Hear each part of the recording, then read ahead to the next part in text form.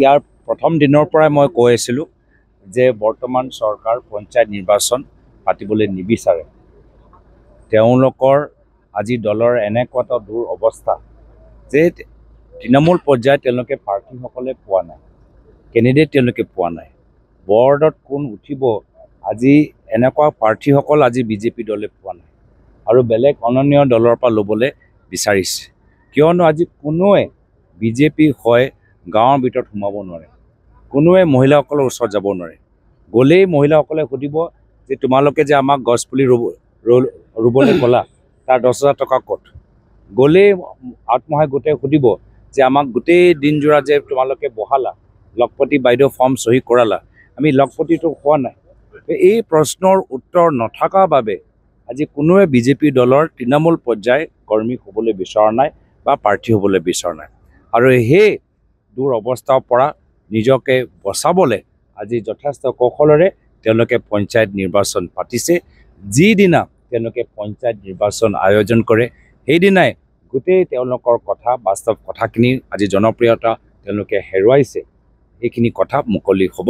আমি আশা কৰোঁ যে পঞ্চায়ত নিৰ্বাচন আমি সকলোৱে ৰাইজৰ আমি একত্ৰিত হৈ কংগ্ৰেছ দল একত্ৰিত হৈ আমি বৰ্তমান চৰকাৰৰ ওপৰত হেঁচা প্ৰয়োগ কৰিম যে সোনকালে তেওঁলোকে পঞ্চায়ত নিৰ্বাচন কোন তাৰিখে আয়োজন কৰা যাব, আৰম্ভ কৰা যাব, সোনকালে ঘোষণা কৰক। এটা পিছত এটা বাহানা বা কাৰণ লৈ তেওঁলোকে পিছুৱাই থাকিব নোৱাৰে। আমিতো সদায় আলোচনাপন্থী, আমি সদায় নিজৰ দুৱাৰ মুকলি কৰি ৰাখিছোঁ। আমি সদায় আলোচনাৰ যোগেদি আমি কথাখিনি পাতিবলৈ বিচাৰোঁ আৰু আলোচনাৰ কাৰণে আমাৰ দুৱাৰ সদায় মুকলি থাকিব।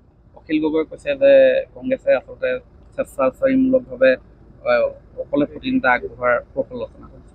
চাওক, বিভিন্ন ৰাজ্যত আমি কেনেদৰে অন্যান্য দলৰ লগত মিলা প্ৰীতি কৰিব লাগে আমি সেইখিনি পৰম্পৰা আগৰ পৰাই ধৰি ৰাখিছোঁ। যোৱা লোকসভা নিৰ্বাচনত 14টা লোকসভা ছিটৰ ভিতৰত এটা লোকসভা ছিট আমি অন্য দলৰ অসম জাতীয় পৰিষদত আমি এৰি দিছোঁ।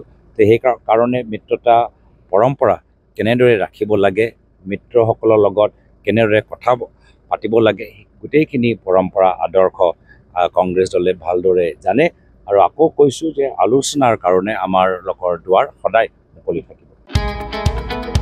মহানগৰীত উৎকৃষ্ট hotel the villa, Adarshpur bylane number 1, Kahilipara সৰ্বশিক্ষা অভিযানৰ কাৰ্যালয়ৰ কাষতে হোটেল দ্য ভিলাত আছে উৎকৃষ্ট মানৰ সা সুবিধা, য'ত আছে আটকধুনীয়া কোঠা, লগতে পাব লাক্সাৰী সুইট আৰু ডিলাক্স ৰুম। তদুপৰি ৰেষ্টুৰেণ্টত পাব আপোনাৰ মন পচন্দৰ সুস্বাদু খাদ্য আৰু পাব বাৰ আৰু ছুইমিং পুল। দ্য ভিলাত পাব আপুনি নৈসংগিক পৰিৱেশ আৰু সুস্বাদু খাদ্যৰ সম্ভাৰ।